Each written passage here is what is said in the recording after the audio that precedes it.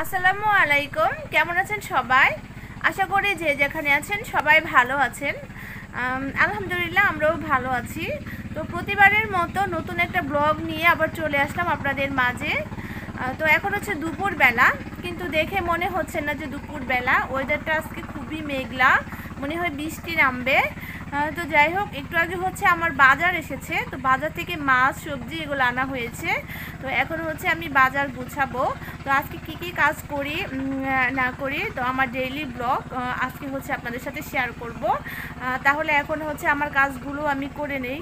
তাহলে চলুন দেখা যাক আমি কি কি করি। আমি হচ্ছে বাজারের ব্যাগ থেকে সবজিগুলো বের করে নিয়েছি।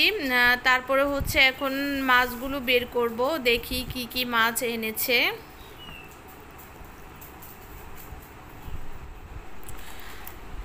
তো এই তো এখন হচ্ছে মাছগুলো বের করে নেই।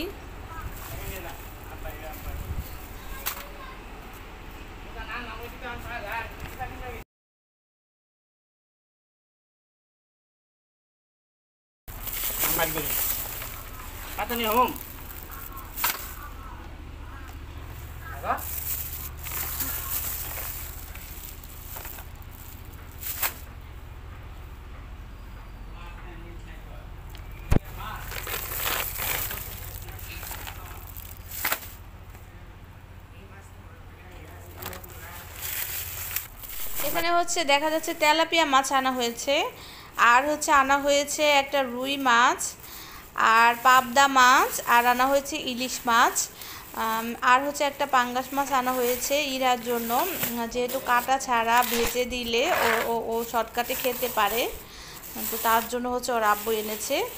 আর আমি হচ্ছে এখন তেলাপিয়া মাছগুলো বের করে নিচ্ছি। তো একে একে সব মাছই বের করে নেব, যেহেতু এগুলো কাটতে হবে। আর এই যে হচ্ছে ইলিশ মাছটা, তো ইলিশ মাছের অনেক গ্রান বের হয়েছে, মনে হয় মাছটা ভালোই হবে। আর এখানে পাবদা মাছ,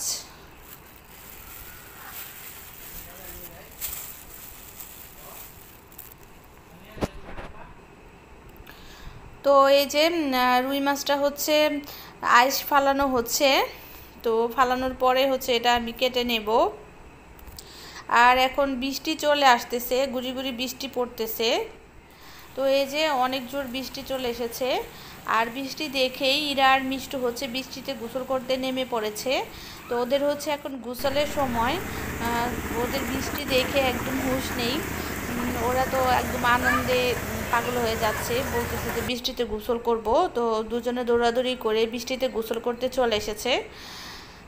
দুজনে তো মজা করে একদম বৃষ্টিতে গোসল করতেছে। তো ওদেরকে বারণ করা হচ্ছে, কিন্তু তারপরে ওরা শুনতেছে না, কারণ ওরা পানি দেখলে একদম আত্মহারা হয়ে যায়। তো ছাদে যখন পাইপ দিয়ে গোসল করে তখনও খুবই মজা পায়।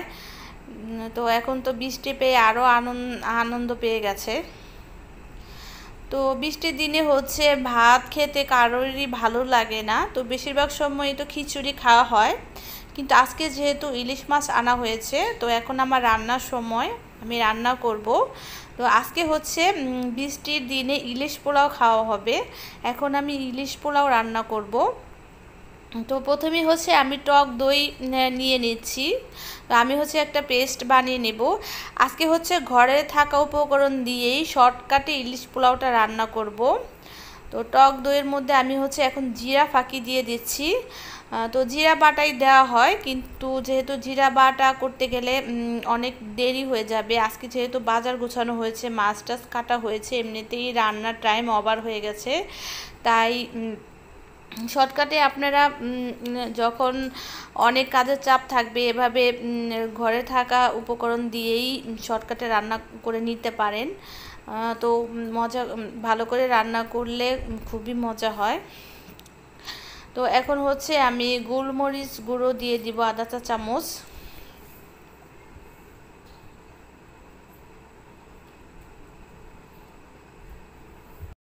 এখন হচ্ছে আমি 2 চা চামচ আদা রসুন পেস্ট নিয়ে নিচ্ছি।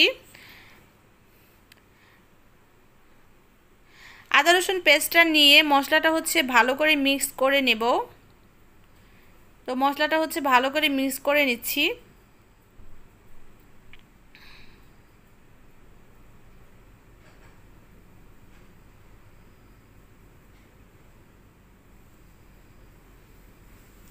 তো আমি হচ্ছে আরেক চা চামচ আদা রসুন পেস্ট নিয়ে নিচ্ছি, কারণ আমার মনে হচ্ছে যে একটু কম মনে হচ্ছে, তো আরেকটু হলে ভালো হয়, তার জন্য হচ্ছে আরেক চা চামচ নিয়ে নিলাম।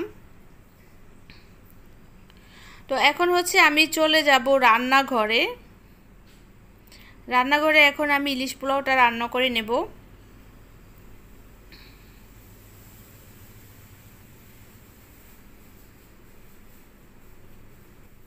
আমি হচ্ছে কিছু মটরশুঁটি নিয়ে নিয়েছি, আজকে হচ্ছে পোলাওতে মটরশুঁটি ব্যবহার করব। তো পোলাওতে মটরশুঁটি দিলে কিন্তু খেতে খুবই ভালো লাগে। এখানে ইলিশ মাছ নিয়ে নিয়েছি, আর হচ্ছে চাল ধুয়ে নিয়ে নিয়েছি। এখানে হচ্ছে আমি রান্নাটা বসিয়ে দিয়েছি। প্যানে পরিমাণ মতো তেল দিয়ে পেঁয়াজ কুচি দিয়ে দিয়েছি, আর হচ্ছে কয়েকটা তেজপাতা দিয়ে দিয়েছি। তো পেঁয়াজটা হচ্ছে একটু বাদামি করে ভেজে নিয়ে তারপরে হচ্ছে আমি যে মশলার পেস্টটা করে রেখেছিলাম, তো সেই পেস্টটা হচ্ছে দিয়ে দিয়েছি। তো পেস্টটা দিয়ে আমি একটু কষিয়ে নিয়েছি। আর হচ্ছে আমি এখন ইলিশ মাছগুলো দিয়ে দিলাম। তো পুরোপুরি রান্নার প্রসেসটা দেখাচ্ছি না, কারণ হচ্ছে ইলিশ পোলাওটা তো আপনারা অনেকেই রান্না করতে পারেন, আর আমার চ্যানেলে ইলিশ পোলাওয়ের রেসিপি রয়েছে। তো কারো যদি প্রয়োজন হয় তাহলে সেই রেসিপিটা দেখে আসতে পারেন, আমি ডেসক্রিপশন বক্সে লিংক দিয়ে দিব। তো আমার হচ্ছে মাছটা রান্না হয়ে গেছে। তো মাছটা রান্না করার পরে আমি মাছগুলো আলাদা করে তুলে রেখেছি। তারপরে হচ্ছে ওই কড়ার মধ্যে আমি চালগুলো দিয়ে কষিয়ে তারপর হচ্ছে এই হাঁড়িতে আমি চালগুলো ঢেলে নিয়েছি, কারণ হচ্ছে পোলাওটা আমি হাঁড়িতে রান্না করব, ওই কড়াইতে রান্না করব না, তার জন্য হচ্ছে এই কড়াইতে কষিয়ে আমি হাঁড়িতে ঢেলে নিয়েছি। তো এখন হচ্ছে আমি মটরশুঁটিগুলো দিয়ে দিচ্ছি। তো মটরশুঁটি দিয়ে আমি আরেকটু কষিয়ে নেব।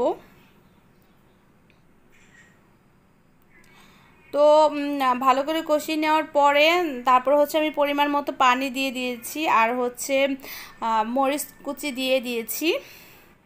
মাঝখানে হচ্ছে আমি ক্যামেরাটা অফ করে দিয়েছিলাম, তো রান্নার লাস্ট মোমেন্টে এখন আবার ক্যামেরাটা অন করলাম। তো আমি ঝোলটা শুকিয়ে নিয়েছি এই আর কি। তারপরে হচ্ছে উপর দিয়ে আমি মাছটা বিছিয়ে নিয়েছি। তো রান্না এখন একদম শেষ পর্যায়ে। তো আজকে তাহলে এ পর্যন্তই। সবাই ভালো থাকবেন, সুস্থ থাকবেন। আল্লাহ হাফেজ।